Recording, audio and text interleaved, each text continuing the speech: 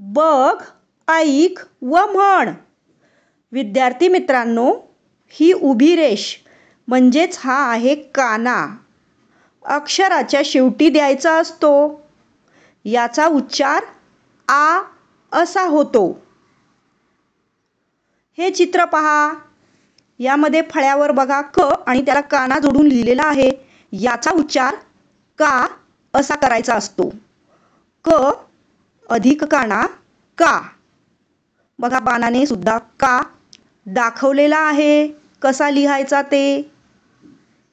क आणि हा काना याचा उच्चार का असा करायचा.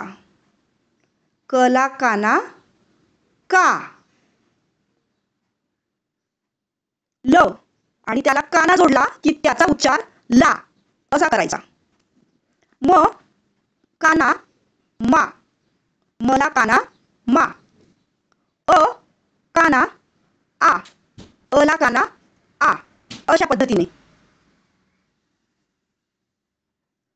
विद्यार्थी मित्रांनो, चला आता हे शब्द वाचून लिहूया. काका, मामा, मका, काम, कला, काल, मला, लाला, आला. तुम्ही सुद्धा हे शब्द वाचून लिहायचेत.